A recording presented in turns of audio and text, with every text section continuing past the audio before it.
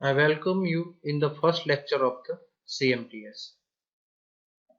Till the fourth semester you have studied all the subjects based on the software, but in the fifth semester you are going to learn the subject that is the CMTS based on a hardware.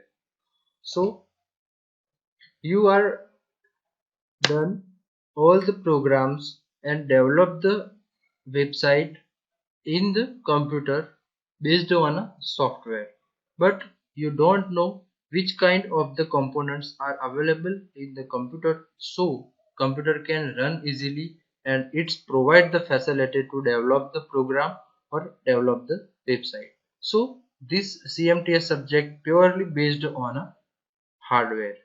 So let's start with the first unit, that is the core components. So what kind of the core components are available in the computer so computer can run very easily.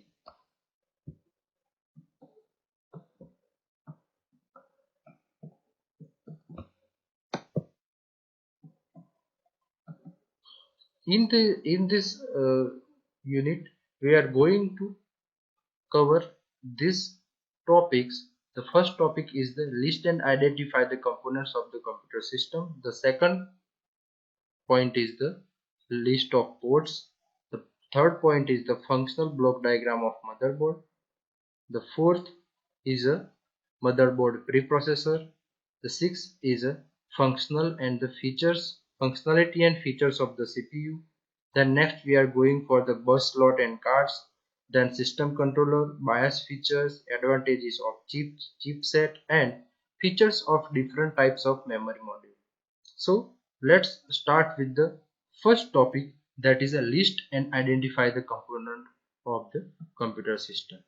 So you all know that computer is made up of processor, memory, input devices as well as output devices. As you know that processor and memory reside in the CPU, and input devices and output devices are available in the form of the computer. That you know that input devices are the keyboard and the mouse generally we are used, and output devices our monitor. There are also some another example of output devices are the printer. Printer is the output devices. Output devices, it means that where you can see the output of the process, then it's called, or that devices is called as a output devices. So let's be going to understand what is the processor. So as you know that processor is a brain of the computer. Microprocessor is a small chip that resides in the computers and the electronic devices. Its basic job is to receive the input and provide the appropriate output. While this may seem like a simple task, modern processor can handle trillions of the calculation per second. It means that a processor is a small chip that is already fitted in the computer by the company. Today you know Intel. Intel is the company of the processor which make the processor. The processor is the electronic devices. Its basic job is the receive the input from the user and provide the output to the user as per the input. While this may seem like a simple task, modern processor can handle trillions of calculations per second. The central processor of the computer is also known as a CPU. CPU full form is the central processing unit. The processor handles all the basic system instructions such as the processing the mouse and the keyboard input and the running application. Most desktop computer contains a CPU developed by either Intel or the AMD, both of which use the 86 processor architecture. So this is the processor which are fitted in the computer system so our computer can run easily and perform the task which is given by the user. Mobile devices such as a laptop and tablet may use the Intel and the AMD CPUs, but can also use a specific mobile processor developed by the companies like ARM or Apple. So you have to know that the mobile devices and the laptop and tablet also may have a processor which is prepared or developed by the ARM company or Apple company. So modern CPU often include a multiple processing cores which work together to process the instruction. While these cores are contained in the one physical unit, they are actually individual processor. In fact, if you view your computer performance with a system monitoring utility like a window task manager or activity manager, you will see the separate graph for each processor. You are happy to note that there are a computer. In computer we are looking a task manager. In the task manager you can see here.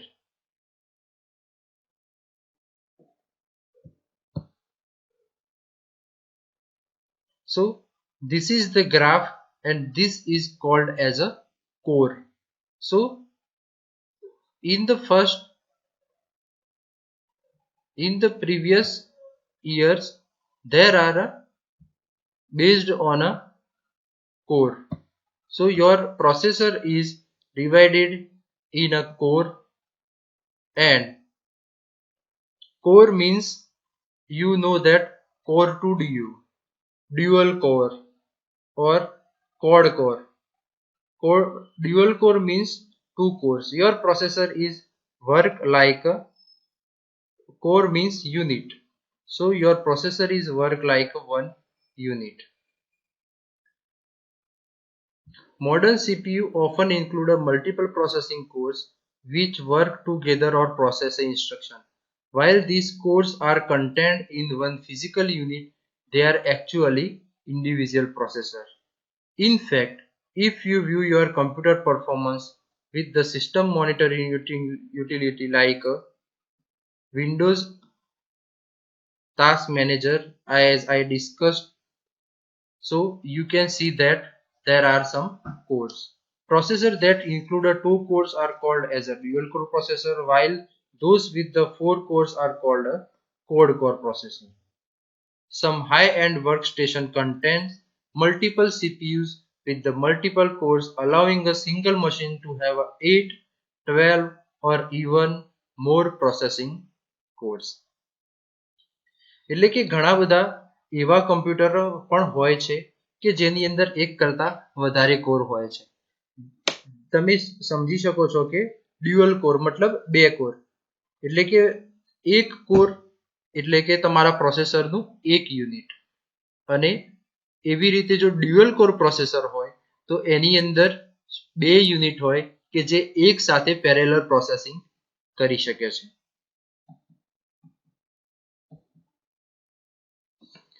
Beside the central processing unit, most desktop and the laptop computer also include a GPU. This processor is specially designed for rendering a graphic that are output on a monitor. એટલે કે ઘણા બધા CPU એવા હોય છે desktop અને laptop કે જેની અંદર GPU આપેલું હોય છે, ગ્રાફિકલ પ્રોસેસિંગ યુનિટ, કે જે આપણા કમ્પ્યુટરના ગ્રાફિક્સ ને છે એ ગ્રાફિક્સને પ્રોસેસ કરવાનું કામ કરે છે. Desktop computer often have a video card that contains the GPU. એટલે કે ડેસ્કટોપ કમ્પ્યુટરની અંદર વિડિયો કાર્ડ, તમે એ વિડિયો કાર્ડને ગ્રાફિક્સ કાર્ડથી પણ જાણો છો. તો એ ગ્રાફિક્સ કાર્ડ જે હોય છે એની અંદર GPU આવેલું હોય છે. GPU નું ફૂલ ફોર્મ છે graphical processing unit. While mobile devices usually contain a graphic chip that is integrated into the motherboard. અને જ્યારે મોબાઈલ ડિવાઇસીસની અંદર જે ગ્રાફિક્સ ચિપ્સ જે છે એ ઓલરેડી મધરબોર્ડની અંદર ફિટ કરવામાં આવેલી હોય છે. By using a separate processor for the system and the graphic processing, computers are able to handle a graphic intensive application more efficiently. એટલે કે અલગ અલગ પ્રોસેસર સિસ્ટમમાં યુઝ કરવાના લીધે કમ્પ્યુટર જે છે એ ગ્રાફિક્સ ઇન્ટેન્સિવ એપ્લિકેશન એટલે કે ગ્રાફિક્સના લગતી જે એપ્લિકેશનો છે, દાખલા તરીકે કોરલ ડ્રો છે, એડોબ ફોટોશોપ છે, પછી ઇલ્યુસ્ટ્રેટર છે, કોરલ ડ્રો છે, તો આ બધી જે ગ્રાફિક્સના રિલેટેડ જે એપ્લિકેશનો છે કમ્પ્યુટરની, એ તમારું જો ગ્રાફિકલ પ્રોસેસિંગ યુનિટ અથવા તો જીપીયુ કે આપણું ગ્રાફિક્સ કાર્ડ જો તમારા કમ્પ્યુટરમાં અવેલેબલ હશે તો તમારા કમ્પ્યુટરને જે છે એ ગ્રાફિક્સ બેઝડ એપ્લિકેશન રન કરવામાં સરળતા રહેશે અને એના લીધે તમે જે છે એ હાઈ રિઝોલ્યુશન જે છે એ ગ્રાફિક્સ એપ્લિકેશન ઉપયોગમાં લઈ શકો છો.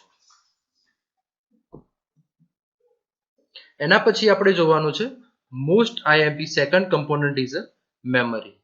તો મેમરી આપને ખબર જ છે કે કમ્પ્યુટરની અંદર બે પ્રકારની મેમરી હોય છે, એક સેકન્ડરી મેમરી અને બીજી પ્રાઇમરી મેમરી. રેમ એટલે કે રેન્ડમ એક્સેસ મેમરી, જેનો ઉપયોગ આપણે પ્રાઇમરી મેમરી તરીકે કરીએ છીએ, અને આપણી હાર્ડ ડિસ્ક જેને આપણે સેકન્ડરી મેમરી તરીકે ઓળખીએ છીએ. તો તમને ખબર છે કે memory is a major part of the computers that categories into the several types. એટલે કે મેમરી જે છે એ બહુ મોટો જ પાર્ટ છે કમ્પ્યુટરનો કે જેને જુદા જુદા પ્રકારોમાં વહેંચી શકાય છે. Memory is the best storage part to the computer users to save the information program etc. એટલે કે મેમરી જે છે એ સ્ટોરેજનો બેસ્ટ પાર્ટ છે કમ્પ્યુટરનો કે જે યુઝરને ફેસિલિટી પ્રોવાઈડ કરે છે કે જેના લીધે થઈ અને યુઝર જે છે એ એના કમ્પ્યુટરમાં ઇન્ફોર્મેશન પ્રોગ્રામ્સ અને બીજા પણ કેટલા માહિતી અને કેટલીક ડેટા જે છે એ કમ્પ્યુટરની અંદર સ્ટોર કરી શકે છે. The computer memory offers the several kind of the storage media. Some of them can store the data temporarily and some them can store the permanently. એટલે કે તમે આપ જાણો જ છો કે કમ્પ્યુટરમાં જે છે એ બે પ્રકારની પ્રાઇમરી અને સેકન્ડરી મેમરી આવેલી હોય છે, જેમાં પ્રાઇમરી મેમરી જે છે એ પ્રાઇમરી મેમરીમાં જે ડેટા સ્ટોર થાય છે એ કાયમ ડેટા સ્ટોર થતો નથી. જેવા તમે કમ્પ્યુટર જે છે એને ઓફ કરો તો પ્રાઇમરી મેમરી એટલે કે રેમમાંથી જે ડેટા જે છે એ જતો રહે છે, જ્યારે સેકન્ડરી મેમરી જે છે એ સેકન્ડરી મેમરી એટલે કે આપણી હાર્ડ ડિસ્ક. તો જ્યારે તમે કોઈ પણ ડેટા હાર્ડ ડિસ્કની અંદર સેવ કરો છો તો તમારું કોમ્પ્યુટર બંધ થયા પછી પણ હાર્ડ ડિસ્કમાંથી કોઈ પણ ડેટા ક્યાંય જતો નથી, એ ડેટા ત્યાંનો ત્યાં જ અવેલેબલ હોય છે. એટલે કે memory consists of the instruction and the data saved in the computer through the central processing unit. અને મેમરી જે છે એ મેમરીની અંદર શું આવેલી હોય છે, જુદા જુદા પ્રકારની ઇન્સ્ટ્રક્શન આવેલી હોય છે કે જેનો ઉપયોગ કરી અને સેન્ટ્રલ પ્રોસેસિંગ યુનિટ દ્વારા તમારી મેમરીની અંદર જે છે એ ડેટા સ્ટોર કરવામાં આવે છે. Types of the computer memory. તો memory is the best essential element of the computer because computer cannot perform a simple task. એટલે કે મેમરી જે છે એ કમ્પ્યુટરનો મોસ્ટ ઇમ્પોર્ટન્ટ જે છે એ ભાગ છે, અને કોમ્પ્યુટર જે છે એ મેમરી વગર કોઈ પણ પ્રકારનું એક પણ સિંગલ ટાસ્ક કરી શકતું નથી. The performance of the computer mainly based on the memory and the CPU. એટલે કે કોઈ કમ્પ્યુટરનો જે છે એ પરફોર્મન્સ જે છે એ મેમરી અને સીપીયુ ના આધારિત હોય છે. Memory is the internal storage media of the computer that has several names such as majorly categorized in the two types, mainly main memory and the secondary memory. એટલે કે આપણે જે છે એ કમ્પ્યુટરની મેમરીને બે ભાગમાં વહેંચી શકીએ છીએ કે એક જે છે એ પ્રાઇમરી મેમરી એટલે કે વોલેટાઇલ મેમરી, અને બીજી જે છે એ સેકન્ડરી મેમરી એટલે કે નોન વોલેટાઇલ મેમરી. એટલે કે આપના મગજમાં એક પ્રશ્ન જરૂર ઉપજતો હશે કે વોલેટાઇલ મેમરી એટલે શું? તો ભાઈ જે મેમરીમાં લાઇટ અથવા તો પાવર ઓફ થતા એનો ડેટા જે છે એ જતો રહે તો એને કહેવાશે વોલેટાઇલ મેમરી. અને નોન વોલેટાઇલ મેમરી એટલે કે જે કંઈ પણ ડેટા હશે એ પાવર ઓફ થતા ડેટા ક્યાંય જશે નહીં, એ તમારી મેમરીની અંદર સેવ થતો હશે તો એવી મેમરીને જે છે એ નોન વોલેટાઇલ મેમરી કહેવામાં આવે છે. એટલે કે આપ સમજી જ ગયા હશો કે હાર્ડ ડિસ્ક જે છે એ નોન વોલેટાઇલ મેમરી છે, જ્યારે રેમ જે છે એ વોલેટાઇલ મેમરી છે. મતલબ કે જ્યારે તમે પાવર ઓફ કરો છો ત્યારે રેમમાંથી જે છે એ ડેટા જતો રહે છે, જ્યારે નોન વોલેટાઇલ મેમરી એટલે કે હાર્ડ ડિસ્કમાંથી એકવાર ડેટા સ્ટોર કર્યા પછી પાવર ઓફ કરતા જે છે એ ડેટા એની અંદર જતો નથી. જ્યારે તમારે ડેટાને હાર્ડ ડિસ્કમાંથી રિમૂવ કરવો હોય તો તમારે એને ડિલીટ જ કરવો પડે છે. ડિલીટમાં પણ તમે બે રીતે કરી શકો છો. જો તમે નોર્મલ ડિલીટ કરશો તો એ જે છે એ રિસાયકલ બિનમાં જશે, જેમાંથી તમે રિસ્ટોર કરો તો ફરીથી તમારી હાર્ડ ડિસ્કની અંદર એ ડેટા અવેલેબલ થઈ જાય છે. અને બીજી વસ્તુ છે કે શિફ્ટ ડિલીટ એટલે કે તમારો પરમિનેન્ટલી જે તમે ડેટા ડિલીટ કરો છો તો એ પછી રિસાયકલ બિનમાં પણ સ્ટોર થતો નથી, એ જે છે એ ડાયરેક્ટ સીધો મેમરીમાંથી ગાયબ જ થઈ જાય છે. સૌથી પહેલા આપણે જોઈએ છે પ્રાઇમરી મેમરી એટલે કે વોલેટાઇલ મેમરી. તો primary memory also called a volatile memory because the memory can not store the data permanently. એટલે કે પ્રાઇમરી મેમરી જે છે એને આપણે વોલેટાઇલ મેમરી પણ કહીએ છીએ, કારણ કે એ મેમરીની અંદર ડેટા પરમિનેન્ટલી સ્ટોર થતો નથી. Primary memory selected any part of the memory when user want to save the data in the memory, but that may not be stored permanently on that location. It also has another name, that is a RAM.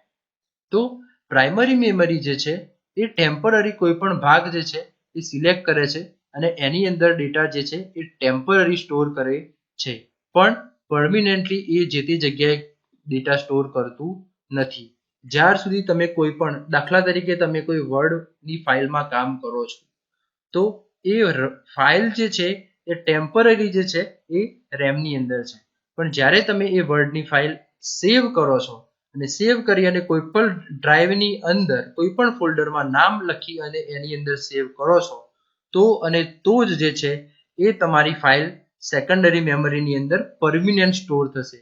પણ જો તમારું વર્ડનું કોઈ ફાઇલનું કામ ચાલુ છે પણ તમે એ ડેટા સેવ કર્યો નથી અને જો અચાનક લાઇટ જતી રહે છે તો તમારો એ ફાઇલ જતી રહેશે અને તમારે ફાઇલ બનાવવાનું કામ નવેસરથી ચાલુ કરવું પડશે. તો સૌથી પહેલા જોઈએ રેમ એટલે કે રેન્ડમ એક્સેસ મેમરી. તો the primary storage is referred to as a random access memory due to the random selection of the memory location.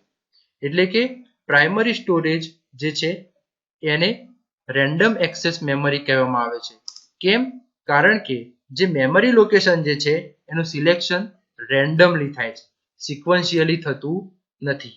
તમે એરેમાં જોયું હશે તો એરે જે છે એ લિનિયર ડેટા સ્ટ્રક્ચર છે. કેમ? કારણ કે એની અંદર જે ડેટા જે છે એ લિનિયરલી એટલે કે સિક્વન્શિયલી સ્ટોર થાય છે, જ્યારે રેમની અંદર જે છે એ સિક્વન્શિયલી ડેટા સ્ટોર થતો નથી. એટલે કે જે પણ મેમરી લોકેશન ખાલી હશે એની અંદર જે તે ડેટા હશે એ સ્ટોર થશે. It perform both read and write operation on a memory. RAM જે છે એ બંને રીડ અને રાઇટ બંને ઓપરેશન કરે છે. If the power failure happen in the systems during the memory access, then you will lose your data permanently. એટલે કે જો પાવર ફેલિયર થાય છે તો તમારો ડેટા જે છે એ કાયમી માટે તમે એને ગુમાવી દો છો. So RAM is a volatile memory. એટલે જ મેં આગળ કીધું એ પ્રમાણે રેમ જે છે એ વોલેટાઇલ મેમરી છે. RAM recognise in the following types. એટલે કે રેમના પણ જુદા જુદા પ્રકાર છે. એક છે ડી રેમ એટલે કે ડાયનેમિક રેમ, એસ રેમ એટલે કે સ્ટેટિક રેમ અને ડીઆરડી રેમ. હવે આપણે જોવાનું છે સેકન્ડરી મેમરી. તો secondary memory is the external and the permanent memory. that is useful to store the external storage media such as a floppy disk, magnetic tabs, etc. and cache devices. Secondary memory deals with the following types of the computer components. તો આપણે વાત કરીએ પ્રમાણે જે છે એ secondary memory અથવા તો non volatile memory જે છે એ પરમેનન્ટ સ્ટોરેજ છે. ઓકે, તો સૌથી પહેલા જોઈએ રીડ ઓનલી મેમરી, એટલે કે ROM is a permanent memory location that offers the huge types of the standard to save the data, but it works with the read only operation. No data loss happen whenever the power failure occur during the ROM memory work in a computer. ROM मतलब read only memory. The concept of ROM is write once, read many. એટલે કે આપણા પ્રોગ્રામિંગની આપણા કમ્પ્યુટરની અંદર ઘણી બધી chip એવી હોય છે કે જે ઓલરેડી પ્રોગ્રામ હોય છે. જ્યારે તમે કમ્પ્યુટર ચાલુ કરો તો એ ઓટોમેટિકલી રન થઈ જાય છે. એટલે કહેવાનો મતલબ શું કે એ જે છે એ મેમરી ચિપની અંદર પ્રોગ્રામ જે છે એ ઓલરેડી પ્રી ડિફાઇન અથવા તો પ્રી જે છે એ અંદર નાખેલો હોય છે. જ્યારે જ્યારે તમારું કમ્પ્યુટર સ્ટાર્ટ થાય તો એ જે છે એ રોમ વાળો પ્રોગ્રામ જે છે એ ચાલુ થઈ જાય છે. અને એ જે રોમની અંદર જે પ્રોગ્રામ અથવા તો રોમની અંદર જે ડેટા નાખેલો હોય છે એ પરમિનેન્ટલી હોય છે. એટલે કે પાવર ફેલ થાય અથવા તો તમારો કામ દરમિયાન જો લાઇટ ઓફ થઈ જાય તો પણ એ રોમમાંથી રોમ મેમરીમાંથી ડેટા જે છે એ લોસ થતો નથી. ROM memory has a several model such name are the PROM, એટલે કે પ્રોગ્રામેબલ રીડ ઓનલી મેમરી. તો કે પ્રોગ્રામેબલ રીડ ઓનલી મેમરી, તો memory maintains a large storage media but cannot offer the erase features in a ROM. એટલે કે prom પ્રકારની memory જે છે એ બહુ મોટી સ્ટોરેજ સ્પેસ જે છે એ આપણને આપે છે, પણ તમે એકવાર પ્રોમમાં લખ્યા પછી તમે એને ઇરેઝ કરી શકતા નથી. This type of RO maintains the PROM chip to write the data once and read many. એટલે આનું પ્રોમનું બેસ્ટ એક્ઝામ્પલ જે છે એ આપણી સીડી એટલે કે કોમ્પેક્ટ ડિસ્ક છે. આપને ધ્યાનમાં હશે કે એકવાર આપણે સીડીમાં રાઇટ કર્યા પછી એમાંથી આપણે એને ઇરેઝ કરી શકતા નથી. ઇવન જો વધારે મેમરી ફ્રી હોય તો એ મેમરીને રીયુઝ પણ કરી શકતા નથી. The programs or the instruction designed in the PROM cannot be erased by the other program. એટલે કે પ્રોમની અંદર જે કંઈ પણ પ્રોગ્રામ એકવાર ફિટ કર્યો છે તો એ જે છે એને આપણે રિમૂવ કે ઇરેઝ કરી શકતા નથી.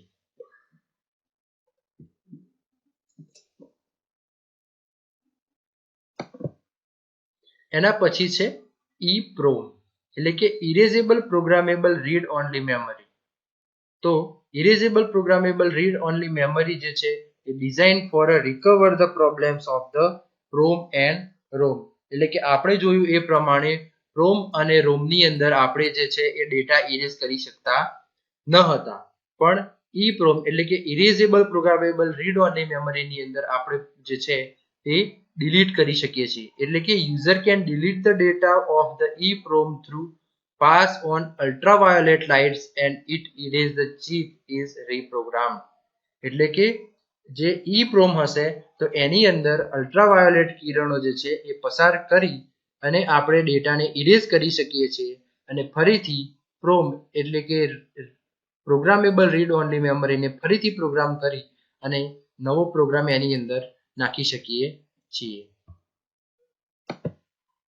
સાથે હવે જોવાનું છે EEPROM, એટલે કે electrically erasable programmable read only memory.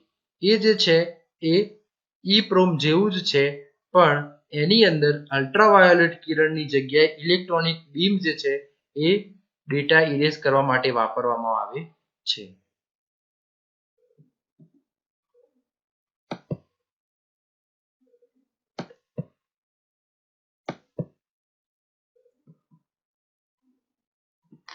હવે આપણે જોવાનું છે કેચ મેમરી.